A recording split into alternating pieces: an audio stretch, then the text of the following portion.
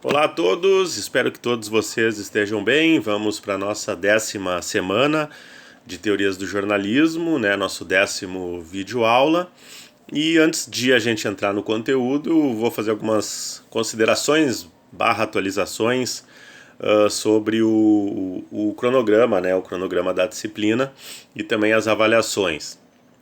Então eu tinha comentado com vocês que a gente poderia hoje falar sobre os artigos de vocês, etc., os tópicos, enfim, dos artigos de vocês, mas a gente vai ter no dia 27 de outubro, então, né, lembrando o cronograma, a gente vai ter no dia 27 de outubro um encontro síncrono às 7 da noite. Né? Eu vou postar o vídeo falando sobre teorias na contemporaneidade, etc., e aí às 19 horas a gente faz o encontro síncrono. Então eu vou deixar para nesse encontro síncrono aqui, que é optativo, enfim, vocês já conhecem o formato, né, para falar, dar um feedback, né, dos temas que vocês escolheram e para responder perguntas aí e fazer checagem, de repente, se alguém quer confirmar alguma coisa, né.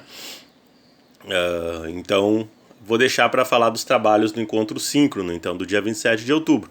Antes disso, obviamente, vocês podem sempre me escrever, me mandar e-mail perguntando se tiverem alguma dúvida, alguma dificuldade, etc.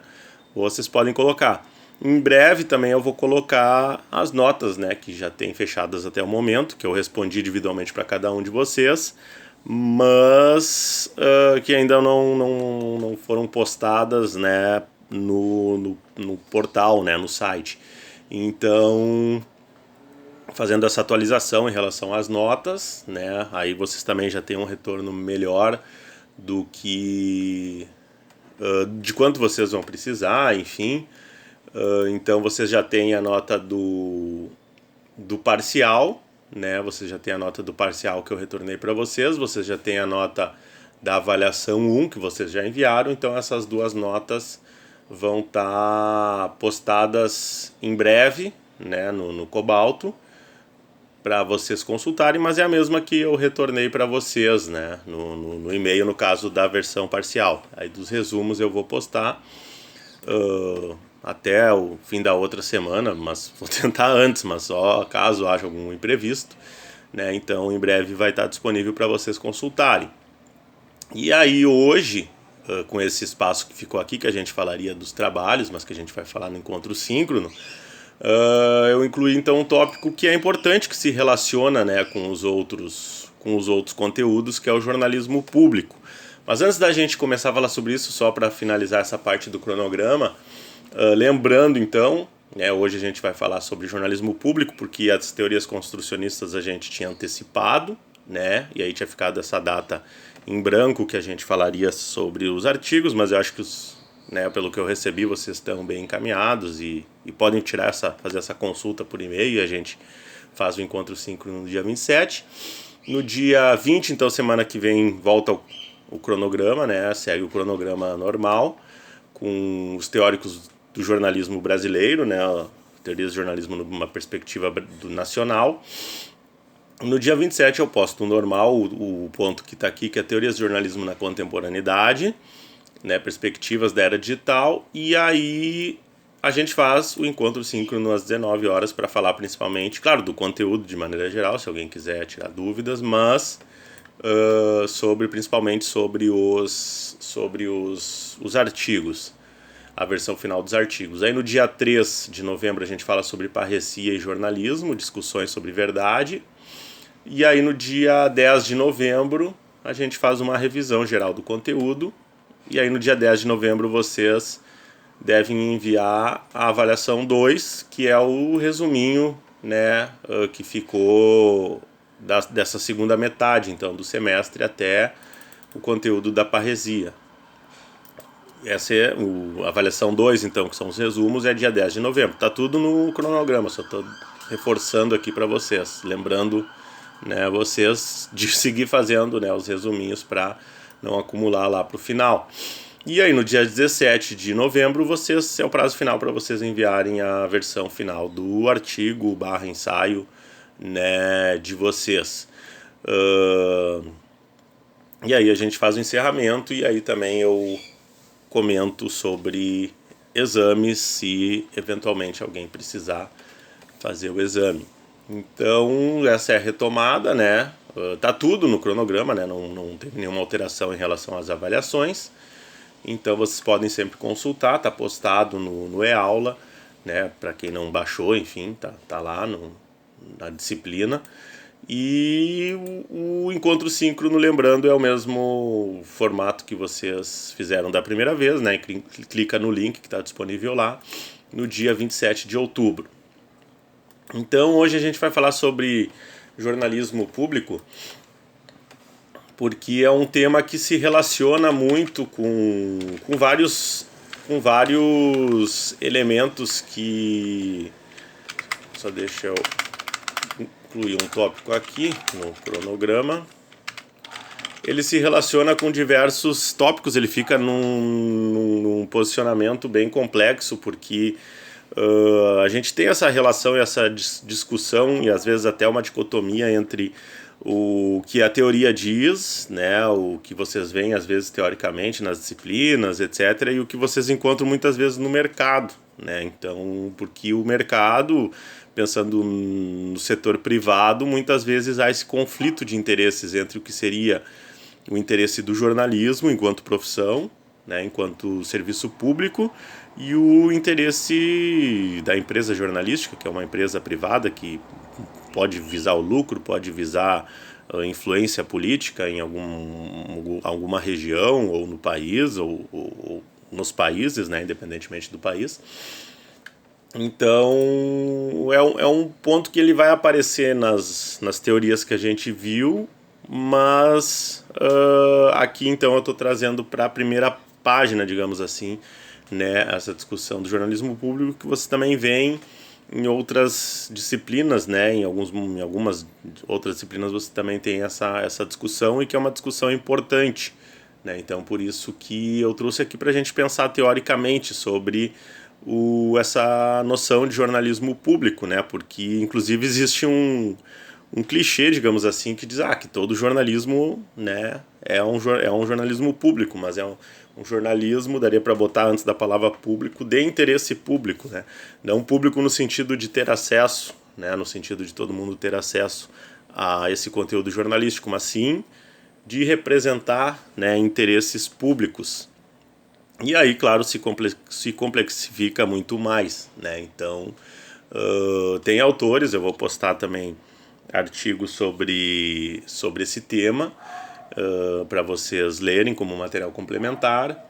E aqui eu trago algumas perspectivas teóricas, né, já que a disciplina é de teorias, né, que abordam esse tema, porque ele vai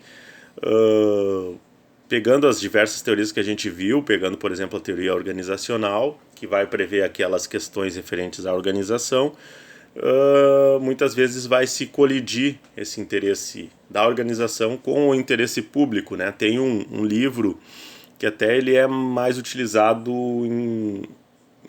quando se fala em assessoria de imprensa, que se chama A Era do Escândalo, do Mário Rosa, que ele apresenta diversos casos, né, em que ele atuou como assessor em situações de crise de imagem, né? Então, ele atuou no Pratam, por exemplo, a companhia aérea, após um acidente de 2008, se eu não me engano.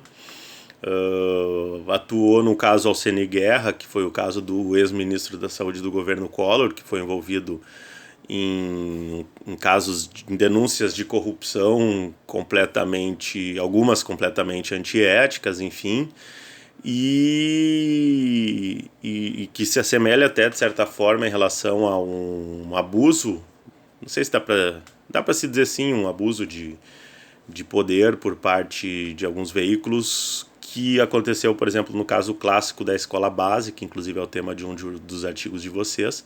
Então, enfim, existem N casos, né, em que se extrapola, inclusive, questões legais, né,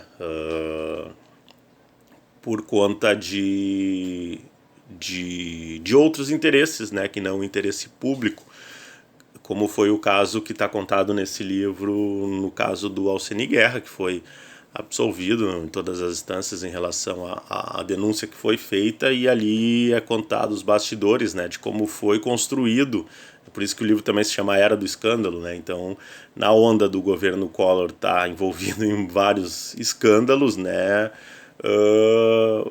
Todo mundo foi lançado no mesmo barco, né? Então,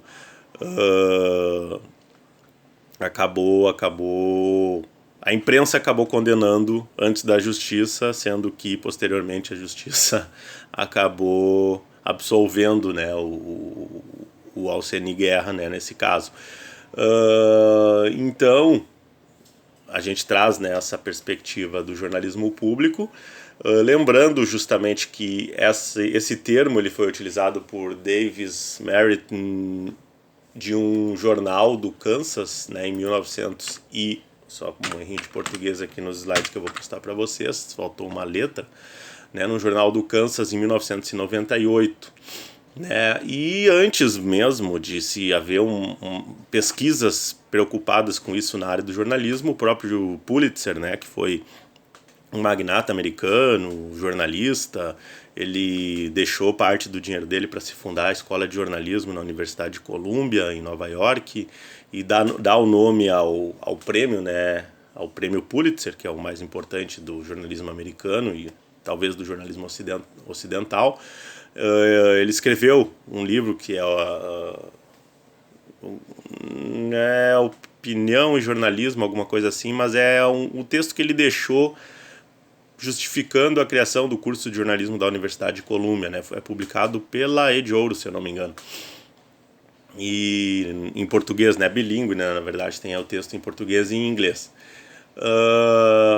E ele vai colocar justamente isso, né? Nesse texto, cuidar...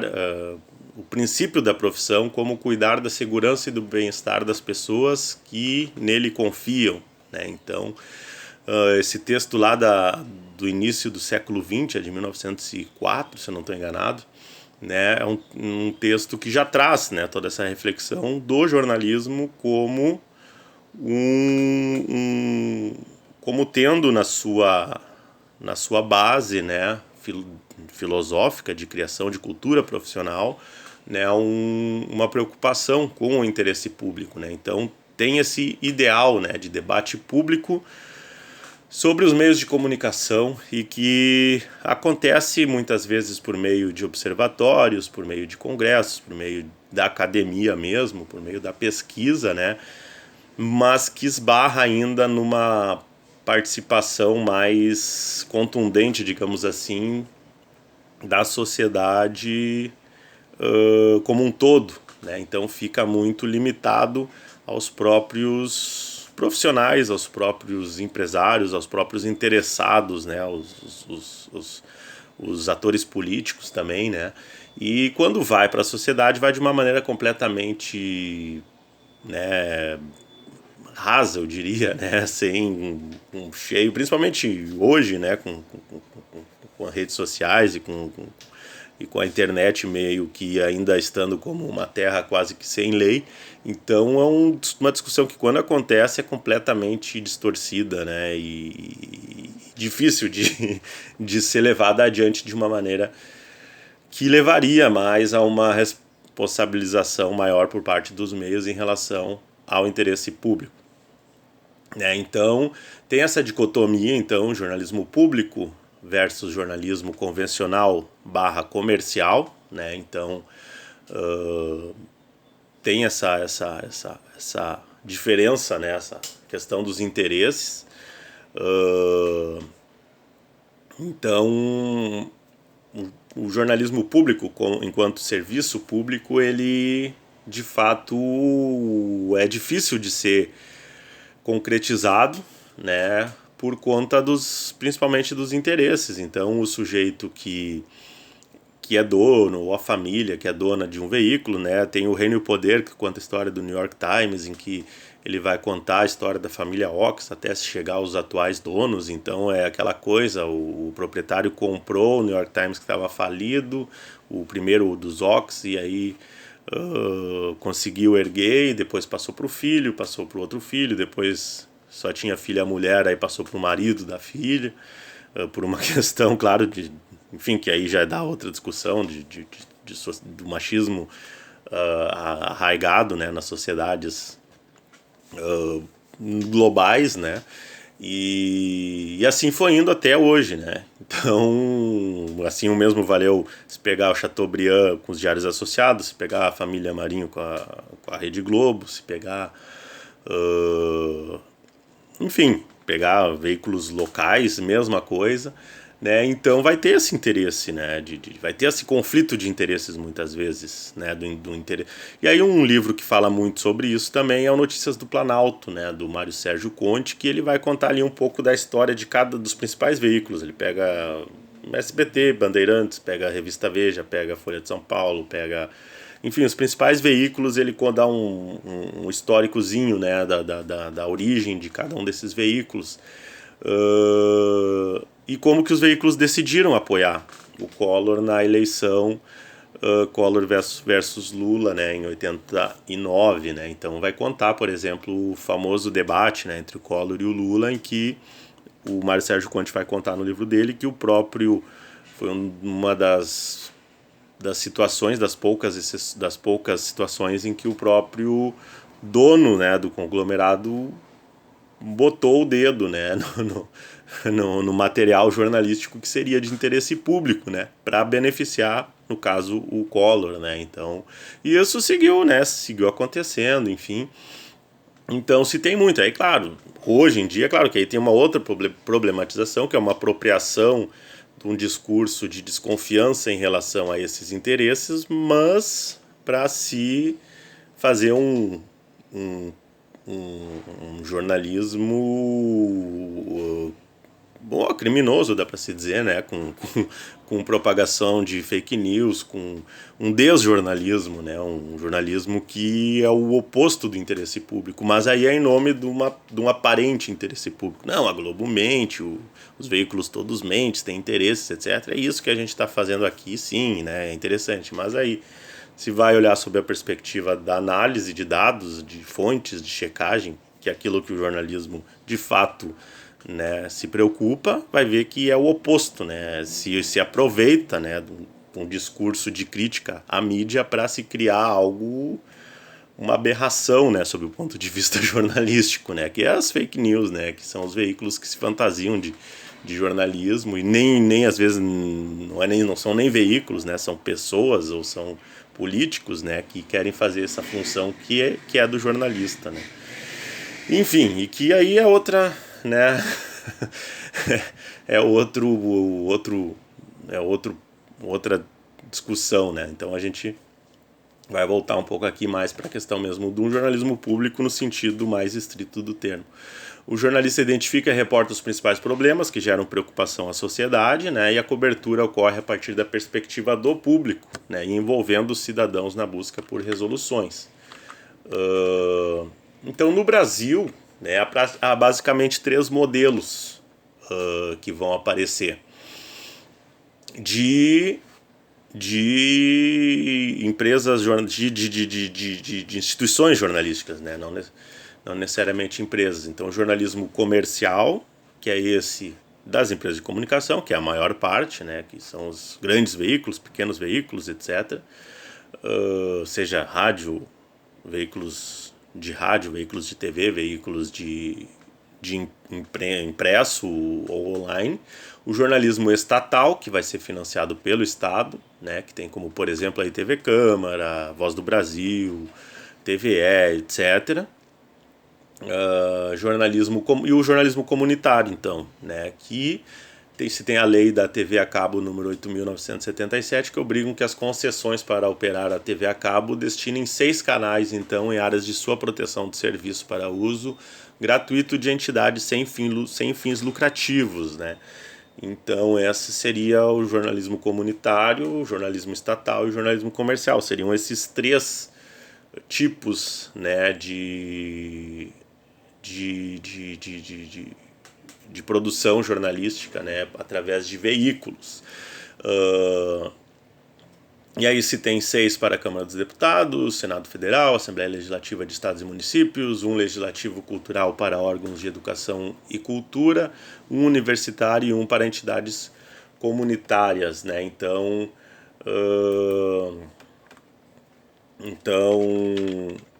essa seria a distribuição Só deixa eu ver que eu acabei não colocando aqui. Eu vou colocar depois para vocês os textos, né? Mais tarde daí também surgiram a TV Justiça, né, da STF, TV Nacional Brasil, do governo federal, né, TV Cultura, criada por Chateau em 1960, né, e hoje é mantida pela Fundação Padre Anchieta sem fins lucrativos, que recebe recursos públicos através do governo do estado de São Paulo e privados através de propagandas, apoios culturais e doações de grandes corporações. Então a gente tem essa perspectiva, mas é claro que vai se questionar, né? Vai se questionar em todos esses casos a questão das influências externas, né, no conteúdo jornalístico. Que é aquilo que a gente vê na teoria organizacional, né? Não que necessariamente, explicitamente haja uma interferência, mas muitas vezes o próprio jornalista se autocensura. Eu estou trabalhando aqui na TV, né? Na TV... Na TV de algum dos órgãos estatais, né? Então ele pode se autocensurar achando que se fizer uma matéria denunciando ou publicando algo que vá contra os interesses do empregador, né? No caso pode ser o Estado, né? Ele, né, pode ser, de repente não explicitamente, né? Porque seria ilegal ele de repente ser demitido por conta disso, mas de repente ele pode até passar a sofrer perseguição política dentro do veículo, né? Um exemplo aleatório, não estou dizendo nenhum caso que possa ter acontecido. É a questão da autocensura, né? Que o jornalista pode se fazer pensando nisso. Então, só para a gente perceber a dificuldade, né, que se tem para se pensar num jornalismo público de verdade, né? Então, aí tem os canais comunitários, que constituem instituições autônomas da sociedade civil e são geridos por estatutos próprios, né? A sustentabilidade, criação, mensalidade das associações, apoio cultural e eventual doações. Um pouco da história, no Brasil começa com as TVs piratas, né? Em 1886 surge a TV Cubo pelo Canal 3, na região do Butantã, em São Paulo. Faz interferência no som dos outros canais. Eu só vou ter que achar aqui para citar para vocês a obra que eu acabei esquecendo de colocar nos slides.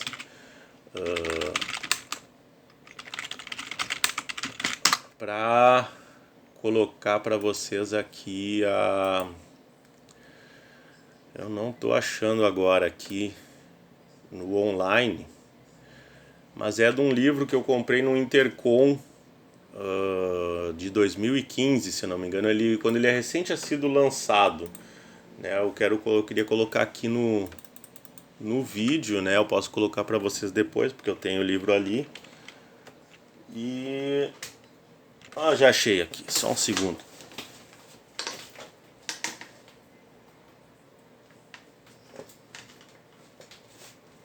Quase que eu caio.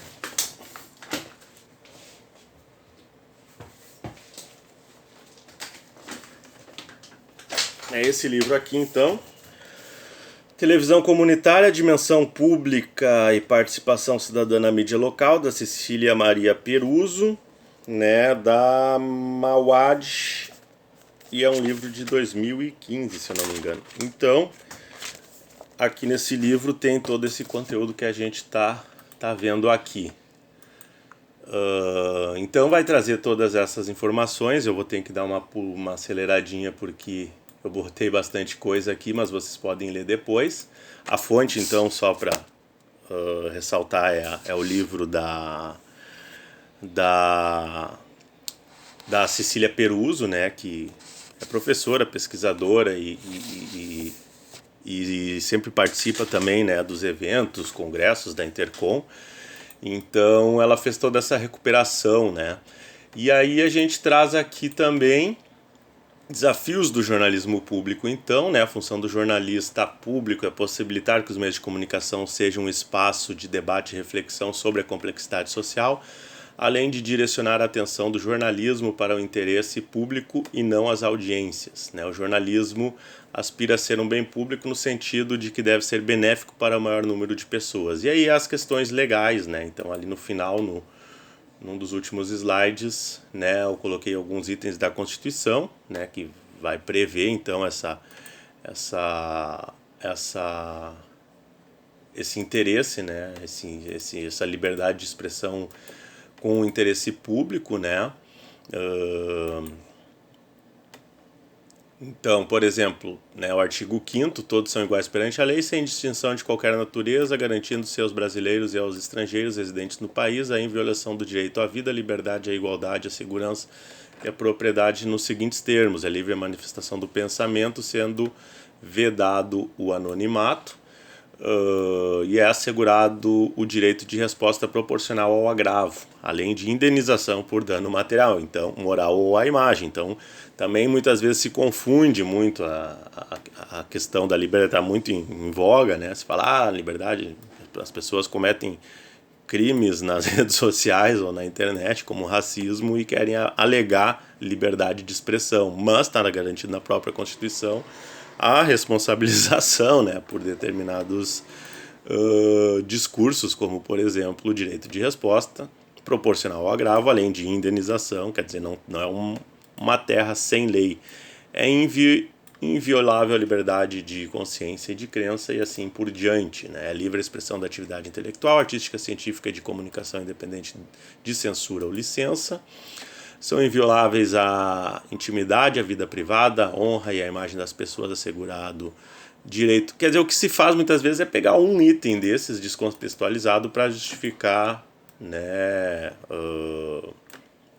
para justificar determinados posicionamentos, né? Então aqui tem mais, né, itens aqui que eu coloquei para vocês. E aí tem também um vídeo que eu tenho, um DVD dele sobre um debate com o professor Eugênio Butti sobre jornalismo público, mas eu vou ver agora se ele está disponível de repente para vocês. Jornalismo público, Eugênio Butti, que é uma das principais referências até quando se fala, tem até um vídeo novo dele aqui, eu vou postar o link para vocês, né? Mas tem vários vídeos dele falando sobre isso, na verdade, mas tem um que foi publicado como DVD, que é um debate, uma mesa em que se discutiu o jornalismo público, se cita exemplos de outros países, né, como que funciona nos Estados Unidos, como que funciona na Inglaterra, né, em que tu tem uma TV pública e que é financiada por uma taxa, né, que as pessoas pagam pelo aparelho, né, para usar o aparelho de TV. Então tem essa discussão, né? Eu lembro que um dos participantes, não lembro agora se foi o próprio professor Butti ou se foi outro, que falou na época, né, que no Brasil não se tinha, né? Se tem esses modelos que a gente viu, o estatal, o comunitário e o comercial, mas não se tinha, então, né, não se tem um exemplo realmente prático, né, de jornalismo de fato público no Brasil. Então, o mais próximo disso talvez seriam os canais, as produções comunitárias, né? Mas aí, claro, aí também seria algo de se analisar caso a caso, né? Para se checar se realmente, né, se realmente se constitui, né, enquanto jornalismo público. Então é uma discussão, né, que rende muito pano para manga, por isso que é muitas vezes tema de pesquisas, e acho que aparece até em alguns dos temas de vocês, ou direta ou indiretamente, né? E que é uma das questões também que acaba ocupando, né, as preocupações dentro da própria academia, né, e nos cursos de jornalismo, essa discussão entre a teoria e prática, né, se fosse resumir de uma maneira bem simples e fácil de ser entendida. né? Então, e se, claro, se tem muita apropriação de certos elementos bem específicos para se lançar em discursos com viés de interesses, pode ser comerciais, políticos, enfim.